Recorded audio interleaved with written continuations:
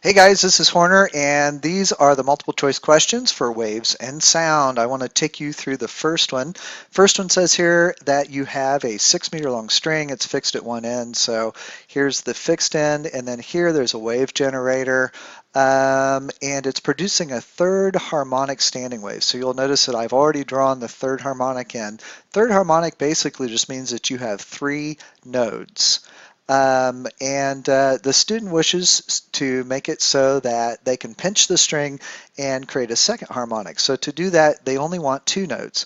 Best place to pinch it and not destroy the waveform itself is right at the node. So if you take this hand and move it right there on that B, then you would get 2 nodes, and that is your answer, is letter B.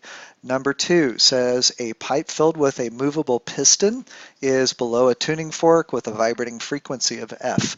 That air in the pipe experiences a resonance when the piston is at the place shown, and then when they move it down, it gives another resonance at 20 centimeters. So first thing that I would do is recognize that this is the first harmonic, and it will create a quarter wave that looks just like this.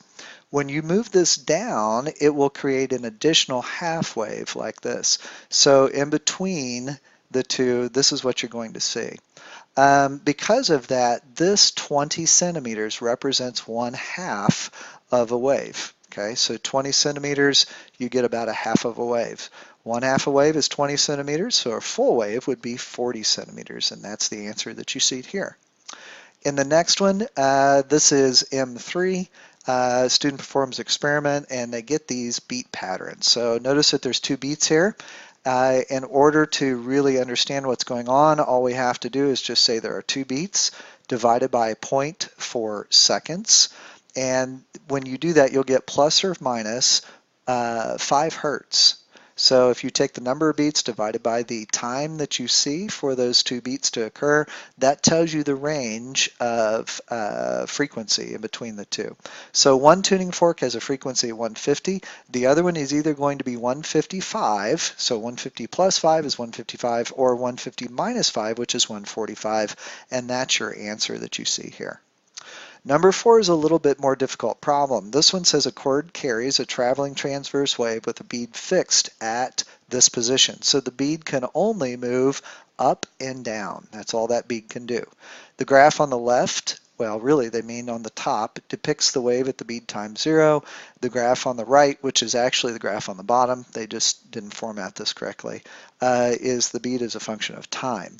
What is the speed and direction of the traveling wave? So first thing we're going to do here is see that one wavelength is about 6 meters. So position in meters, if we go this way and do one wave at 6, if you go backwards, you'll notice that it's -6. So nonetheless, it is 6.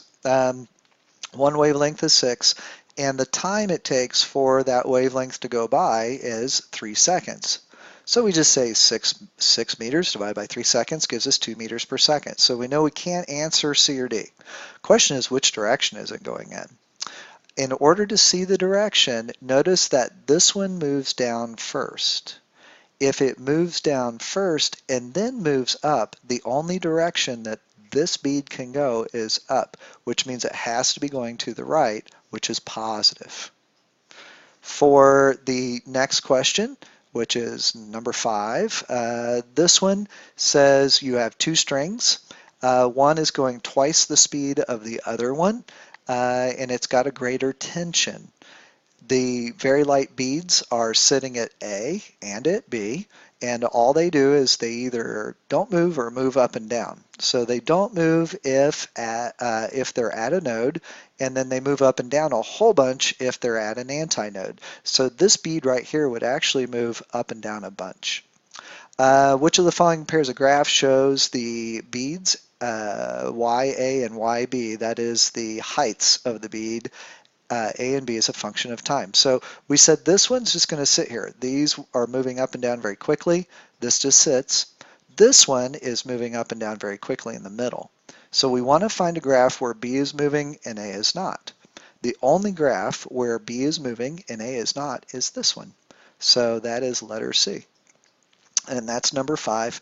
Finally, number 6, this one, it says a fundamental standing wave pattern is created on a guitar string as a person tunes the guitar by changing the tension. So which of the following properties of the wave on the string will change as a result of adjusting only the tension in a string? So if you've ever played a musical instrument with strings on it, you know when you turn the key to tighten and loosen the string that the frequency changes. So when you tune a guitar, the string length does not change and the wavelength stays the same, but the pitch does change. So it goes da da da da da da da da da da up and down. If the wavelength, okay, because the string length is fixed, stays the same and the frequency changes, then the velocity must also change. So the speed of the traveling wave that creates that pattern also changes. The wavelength does not change and the location of the standing wave nodes does not change either. So it's just A and B. And that is the answer to the multiple choice questions.